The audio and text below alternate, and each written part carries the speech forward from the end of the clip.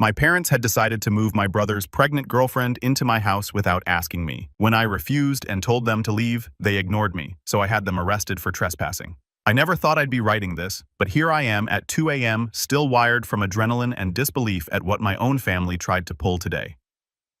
I'm Michael, 29M, and what happened this afternoon has fundamentally changed how I view my father, Richard, 57M, and my younger brother, Jason, 22M. Let me give you some background first. I work in cybersecurity and bought my first house 2 years ago. A modest 3-bedroom place in a decent neighborhood about 40 minutes from where I grew up.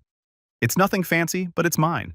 I worked my ass off for it, saved every penny, and I'm proud of what I've accomplished. The guest room has been a sanctuary for friends visiting from out of town, and occasionally my mother Barbara when she needs space for my father's increasing irrationality. Jason. My younger brother is what you generously call a free spirit. He dropped out of community college twice, can't hold a job for more than 3 months, and has been living in my parents' basement for the past 4 years. 6 months ago, he started dating Ashley, 20F, and 3 months ago she got pregnant. Since then, it's been nothing but drama. This morning started normally enough. I was working from home deep in a security audit for a client when I heard a commotion outside. I looked out my window to see my father's truck in my driveway, along with Jason's beat-up Honda. They were unloading boxes and suitcases. Ashley was there too, obviously pregnant, directing them on where to put things. I walked outside confused. "Dad, what's going on?" Richard barely looked at me. "We're moving Ashley, Indiana. She needs a stable environment for the baby." I stood there stunned, moving her in your guest room. "Jason will stay with us, but Ashley needs her own space. You have room." The audacity hit me like a physical blow. "You're joking, right? You can't just move someone into my house without asking." Jason finally spoke up, not meeting my eyes. "Come on, Michael. She's pregnant. Don't be a dick. Get off my property." "No."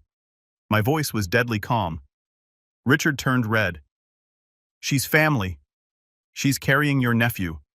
She's not family. She's not even Jason's wife.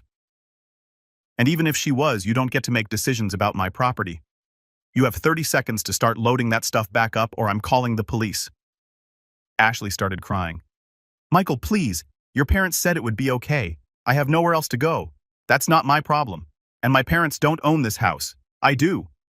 20 seconds. Richard stepped toward me aggressively. "You wouldn't dare call the cops on your own family." I pulled out my phone and dialed 911. "I'd like to report a trespassing in progress. 3 individuals are attempting to move into my home without permission." The dispatcher took my information while my father's face went from red to purple. "You're actually doing this over a pregnant girl. I'm doing this because you're trying to steal my property rights. 10 seconds to start moving that stuff back." They didn't move.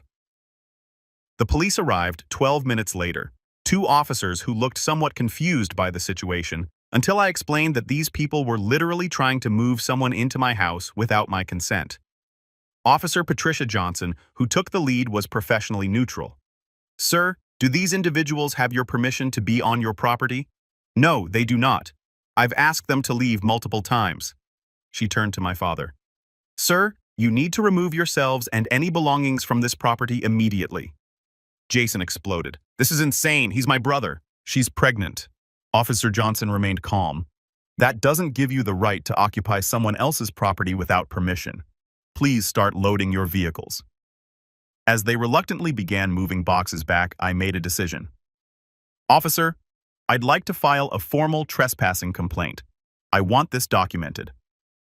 My father stopped mid-step. "You're filing charges against your own family. I'm protecting my property from people who clearly have no respect for boundaries or law." The next hour was surreal. The officers took statements, I filled out paperwork, and my family was formally trespassed from my property. Ashley sobbed the entire time while Jason called me every name in the book. Richard kept saying I'd regret this, that family was supposed to help family. "Family is supposed to respect each other," I replied. "Family doesn't ambush you and try to force responsibilities on you that aren't yours." After they left, I immediately drove to a security company. Within 3 hours, I had cameras installed covering every angle of my property. I also changed all my locks. Yes, my parents had a spare key for emergencies. I called a lawyer friend, Jennifer, who confirmed I was entirely within my rights and suggested I document everything. The text messages started within minutes of them leaving. My mother, Barbara, who hadn't even been there, called me heartless. My aunts, uncles, cousins, everyone had an opinion. The family group chat exploded with messages about how cruel I was being to a pregnant woman. I posted one response. Anyone who thinks they have a say in who lives in the house I paid for is welcome to offer their own homes. My property, my rules. This discussion is over. Then I muted everything. I'm not backing down. I worked too hard for what I have to let anyone family or not treat my home like communal property. Jason is 22 years old. If he's old enough to create a life, he's old enough to provide for it without stealing from his brother. And my father, he just learned that being the patriarch doesn't extend to properties he doesn't own. Tomorrow I'm installing a gate. Update 1. 2 days later. The last 48 hours have been absolutely insane.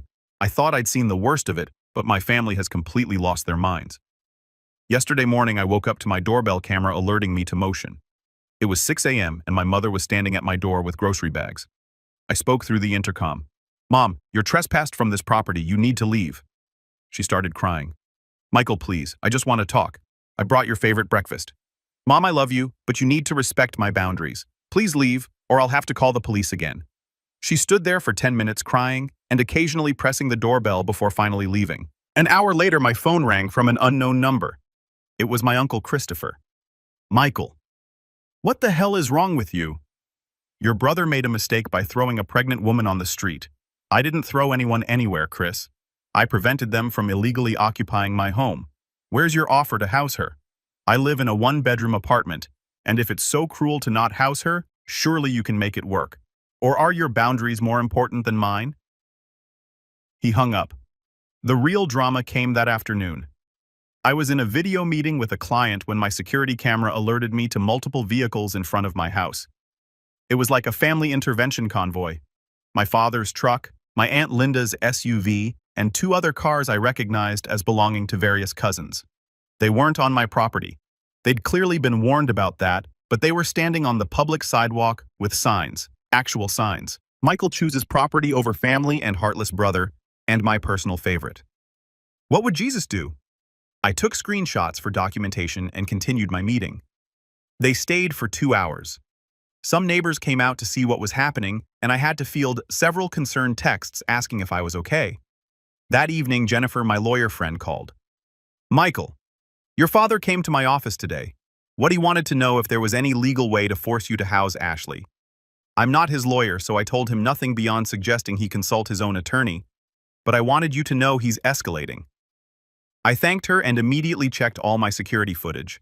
Sure enough, there he was at 2 p.m. entering her building, looking determined, and leaving looking defeated. But the crown jewel of this insanity came this morning. Jason posted on Facebook tagging me and making our private family business public. My brother at Michael would rather see his pregnant sister-in-law and unborn nephew homeless than share his empty guest room. I guess when you make good money, family stops mattering.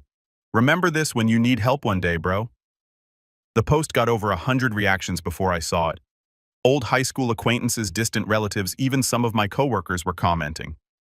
Most were supportive of Jason calling me selfish and cruel. I crafted my response carefully. Since Jason has decided to make this public, let me be clear. I was ambushed by family members who attempted to move someone into my home without my knowledge or consent. When I refused this illegal action, I was verbally abused and threatened. I have filed police reports and installed security cameras for my protection. Jason is 22 years old and capable of working. Ashley has parents and family of her own. There are numerous assistance programs for pregnant women. What there isn't is a law that says I must provide free housing to my brother's girlfriend because he refuses to get a job. I worked 60-hour weeks for 3 years to afford my home. I lived on ramen and drove a 15-year-old car to save for my down payment. Meanwhile, Jason has lived rent-free in our parents' basement, refusing multiple job offers because they were beneath him. If you feel so strongly about this, I encourage you to offer your own homes. Ashley needs a place to stay, and I'm sure she'd appreciate your charity. But virtue signaling on Facebook while offering nothing yourself makes you a hypocrite, not a hero. This is the last I'll speak on this matter publicly. The comment section exploded. Some people deleted their earlier comments. Others doubled down. A few coworkers actually reached out privately to say they supported me and would have done the same thing. Then came the text from Ashley. "Michael, I'm sorry. I didn't know they hadn't asked you. Richard told me you were excited to help. I'm staying with my sister Jennifer in Ohio now. I never wanted this drama. I felt bad for her, honestly. She's 20 years old, pregnant, and being used as a pawn by my family. I responded. Ashley, I appreciate you reaching out. This was never about you personally. I wish you the best with your pregnancy and hope Jason steps up as a father. She hearted the message but didn't respond further. Jason, of course, sent his own text an hour later. So you'll be nice to my girlfriend, but not to me. You're such a fake. I didn't respond. My mother tried calling 6 times today. Barbara left voicemails that progressed from pleading to angry to resigned. The last one was just her crying and saying she didn't know how our family got to this point. I know exactly how we got to this point. Years of enabling Jason, years of my father thinking his word is law, years of boundaries being treated as suggestions, but it ends with me. My home is my sanctuary, and I'll protect it from anyone who doesn't respect that, blood-related or not. The security company is coming back tomorrow to install additional cameras and motion sensor lights. I'm also having a consultation about that gate. It might seem like overkill, but I've learned my family doesn't understand subtle boundaries. They need brick walls. Jennifer suggested I might want to consider a restraining order if the harassment continues. I'm keeping that option in my back pocket, but I hope it doesn't come to that. Despite everything I do love my family, I just love my sanity and my home more. Update 2. 1 week later. I thought things would calm down after my Facebook post, but I underestimated my family's capacity for drama and my father's inability to accept being told no. 3 days ago at 3 a.m., my cameras detected motion in my backyard. I jolted awake to see a figure trying to jimmy my back door. My heart racing, I was about to call 911 when the figure turned toward the camera and I saw it was Jason. I called the police immediately and put them on speaker while I watched Jason on my camera feed. He was clearly drunk, stumbling and cursing at the door. "Sir, we have units en route. Do not confront the individual." I watched as Jason gave up on the door and stumbled to my shed. He tried to break that lock too, then apparently decided to relieve himself on my garden before sitting down on my patio furniture and pulling out his phone. The police arrived within minutes, lights flashing. I watched Jason jump up, try to trip over my garden hose, and faceplant into my lawn. I would have laughed if I wasn't so angry. I met the officers at my front door. The same Officer Johnson from the first incident. "Mr. Thompson, I see your family is keeping us busy." I showed her the footage on my phone. "He's drunk and tried to break into both my house and my shed." Jason was handcuffed in the back of the patrol car, alternating between crying and screaming that I was ruining his life. Officer Johnson took my statement and asked if I wanted to press charges. Absolutely. Breaking and entering, attempted burglary, trespassing, and whatever else applies. Jason spent the night in jail. My father called me 15 times before 8 a.m. I finally answered. "Michael, you had your brother arrested? Your own brother?" "No, Dad." "Jason had himself arrested when he tried to break into my house drunk at 3 a.m. He was just trying to talk to you by breaking into my house at 3 a.m. drunk. Dad, stop enabling him. I'm coming over. You're trespassed from my property. Come here and you'll be arrested too." He hung up on me. But he didn't come over. Instead, he sent my mother's sister, Aunt Patricia, who apparently wasn't technically trespassed since she wasn't there during the original incident. She stood at my door for 20 minutes, knocking periodically and calling out that she just wanted to mediate. I called the police again. When they arrived, I had them formally trespass her as well and add her to the documentation. That afternoon, I got a call from a number I didn't recognize. It was Ashley's mother, Nancy, calling from Ohio. "Michael, this is Nancy, Ashley's mother. I wanted to apologize for my daughter's involvement in all this." I was surprised. "Mrs. Miller, you don't need to apologize. Ashley was manipulated by my father. Still, she should have known better. I wanted you to know that Ashley is safe here with us. We have a nice apartment with room for the baby. Jason hasn't called her once since she left. That hit me harder than I expected. He hasn't." "No." Ashley tried calling him, but he said he was too stressed with the legal troubles to deal with her drama. His word. I sighed. "I'm sorry, Mrs. Miller. Jason is Jason. Ashley is better off knowing now rather than later. I also wanted you to know that we support what you did. Nobody has the right to force their way into your home. Your father was wrong." I thanked her and wished her family well. At least Ashley had one stable family to rely on. Yesterday brought a new development.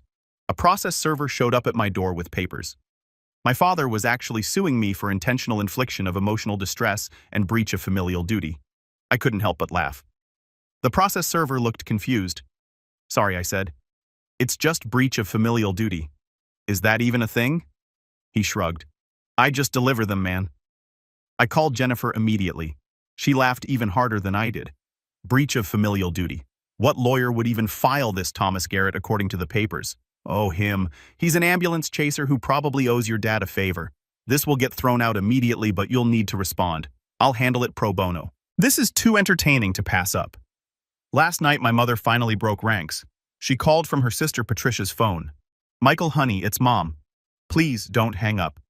Mom, you're calling from Aunt Patricia's phone. I know. Your father doesn't know I'm calling. Michael, I'm sorry. This has all gotten so out of hand. Mom, no. Let me finish. Your father and I have been fighting nonstop. He's obsessed with winning against you. Jason is drinking heavily and talking about dropping out of his job training program. The whole family is divided. Your cousins are fighting with each other on Facebook. It's a disaster. And you were right. Richard had no right to try to move someone into your house. Jason needs to grow up and take responsibility. I've been enabling them both for too long. I felt a weight lift slightly. Thank you for saying that, Mom. I'm staying with Patricia for a while. Your father, he needs to figure some things out. And Michael, I'm proud of you for standing your ground. I didn't raise you to be a doormat. I love you, Mom.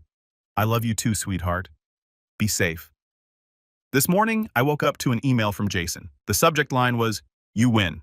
Michael, I hope you're happy. Ashley won't talk to me. Mom left Dad. Dad's going crazy. I'm probably going to jail. The family is destroyed. All because you couldn't share your precious house. You win. You get to keep your perfect life in your perfect house all by yourself forever. When you're old and alone, remember that you chose property over people. Remember that you had a chance to help family and chose to call the cops instead. I'm done trying with you. As far as I'm concerned, I don't have a brother anymore. Jason." I stared at that email for a long time. Part of me wanted to respond to explain again that this was about boundaries and respect, not property. But I knew it wouldn't matter. Jason only sees himself as the victim. I forwarded the email to Jennifer with a note. Please add this to the documentation. The irony isn't lost on me. Jason says I chose property over people, but he chose entitlement over accountability. My father chose control over respect. They made their choices long before I made mine. My house is quieter now. The cameras show only delivery drivers and neighbors walking dogs. My doorbell rings only for packages. It's peaceful, but it's also sad. This isn't how I wanted things to go. I wanted a family that respected boundaries. I wanted a brother who took responsibility. I wanted a father who saw me as an adult, not a resource to be commanded. Instead, I have a restraining order hearing next week and a family scattered to the winds. But I also have my home, my sanity, and my self-respect. And despite what Jason says, I'm not alone. I have friends who've reached out in support. I have coworkers who've shared similar stories. I have my mother who finally sees the truth. And I have the knowledge that I stood up for myself when it mattered most. Final update. 3 months later. I wasn't planning to update again, but so much has happened that I felt I needed to provide closure to this saga. Ashley gave birth to a healthy baby girl 2 months ago. She named her Emma. I found out through Facebook. Ashley's sister Jennifer tagged me in a post congratulating me on becoming an uncle. It was the first time anyone from either side had reached out in weeks. Jason wasn't at the birth. According to Nancy, who called me afterward, he claimed he couldn't afford the gas to drive to Ohio. The truth, she said, was that he was serving a 30-day jail sentence for the attempted break-in at my house. The judge hadn't been amused by his lack of remorse or his attempt to blame me for provoking him by not letting Ashley move in. I wanted you to know, Nancy said, that Ashley is doing well. She's enrolled in community college for the spring semester. My husband and I are helping with the baby while she's in class. She's determined to build a good life for Emma. I'm glad to hear that. Really, she wanted me to ask. Would you like to meet Emma? No pressure, but she is your niece. I thought about it for a long moment. Maybe someday when things are less complicated. Nancy understood. The lawsuit my father filed was dismissed with prejudice 6 weeks ago. The judge actually laughed when he read breach of familial duty and asked my father's lawyer if he was serious. Jennifer said it was the most entertaining hour she'd spent in court all year. My father didn't take the dismissal well. According to my mother, who's been staying with my grandmother and keeping me updated through carefully worded emails, he spent a week ranting about the corrupt legal system and how blood used to mean something in this country. Then, 2 weeks ago, everything changed. My grandmother, my father's mother, called me. Grandma Elizabeth is 91 years old, sharp as a tack, and takes no nonsense from anyone. Michael, dear, I've been watching the circus from afar and I'm disgusted. Grandma? I hush. I'm not calling to scold you, I'm calling to tell you that you did exactly right. Your grandfather would be proud. I felt tears prick my eyes. Grandpa had passed 5 years ago. Your father seems to have forgotten everything his father taught him about being a man. Real men don't steal from their children. Real men don't expect others to pay for their mistakes. And real men certainly don't sue their own sons for having boundaries. Thank you, Grandma. I'm not done. I've rewritten my will. The house that was going to your father now goes to you. The money I'd set aside for Jason's future is going into a trust for that baby, accessible only for her education and only after she turns 18. Your father and brother will get exactly what they've earned. Nothing. Grandma, you don't have to. I don't have to do anything at my age, dear, but I want to. Your father called me yesterday ranting about loyalty and family. I told him that family doesn't mean being a doormat. He hung up on me, his 91-year-old mother. Can you imagine? I couldn't help but smile. Now I want you to come for Sunday dinner next week. Just you. I'll make your favorite pot roast. That dinner was the best I'd had in months. Grandma and I talked for hours about Grandpa, about boundaries, about self-respect. She told me stories about my father as a young man, how he'd always been controlling but had gotten worse over the years. I blame myself partially, she admitted. I should have stood up to him more when he was younger, but I was from a different generation. We didn't talk about boundaries then. Last week, my mother filed for divorce. She called me from her lawyer's office. I wanted you to hear it from me first. I'm done, Michael. The way your father treated you, the way he's been treating me since I disagreed with him, I can't do it anymore. Mom, are you okay? I'm better than I've been in years. I'm staying with Grandma now, she insisted. We're actually having fun together. Can you believe it? I'm 60 years old and living with my mother-in-law, and it's the happiest I've been in a decade. I'm proud of you, Mom. I'm proud of you too. You showed me that it's never too late to stand up for yourself. Jason got out of jail last month. He showed up at my work, which was a mistake. We have security and they called me before letting him anywhere near the building. I met him in the lobby with 2 security guards present. He looked rough, thin, unshaven, wearing the same clothes I'd seen him in months ago. I'm not here to fight, he said immediately. I just wanted to see you. Why Ashley won't take my calls. Mom won't talk to me. Dad's gone off the deep end. Grandma wrote me out of the will. I have nobody. And whose fault is that? He stared at the floor. Mine. I know. I messed up everything. Jason, what do you want? I want my brother back. I looked at him for a long moment. The brother you wanted would have let you walk all over him. That brother doesn't exist anymore. I know. If you want a relationship with me, you need to get your life together. Get a job. Keep it. Get therapy. Stay sober. Take responsibility for your daughter. Pay child support. Be a father even if from a distance. That's a lot. That's the minimum. And Jason, if you ever show up at my home or my work again without an invitation, we're done forever. Understood. He nodded and left. That was 2 weeks ago. According to my mother, he's enrolled in a welding program and is attending AA meetings. It's a start. My father remains unrepentant. He's living alone in the family house, posting increasingly angry rants on Facebook about ungrateful children and the death of family values. Most of the extended family has unfriended or muted him. He drove by my house last week. My cameras caught him slowing down, staring, then driving away. He didn't stop or attempt to make contact, which is good because the restraining order is still active. As for me, I'm doing well. I've been promoted at work. Turns out standing up to your family translates well to standing up in the boardroom. I'm dating someone new, Sarah, who fully supports my boundaries and even helped me install a new security system upgrade. My house is still my sanctuary, but it's no longer a fortress. I have friends over for dinner. Sarah stays over on weekends. My mom and grandma are coming for Christmas. It's becoming a home, not just a house. Looking back, I sometimes wonder if I could have handled things differently. Maybe I could have been less harsh that first day. Maybe I could have given them a chance to apologize and leave peacefully. But then I remember the entitlement in my father's voice, the assumption that my property was his to distribute, the complete lack of respect for my autonomy. I did what I had to do. Jason sent me a picture yesterday. It was him at his welding program wearing safety gear and actually looking focused. The message just said, Day 12. Still here, I replied with a thumbs up emoji. It's not much, but it's a start. Ashley sent me a picture too through her mother. Baby Emma has Jason's eyes, but Ashley's smile. She's beautiful.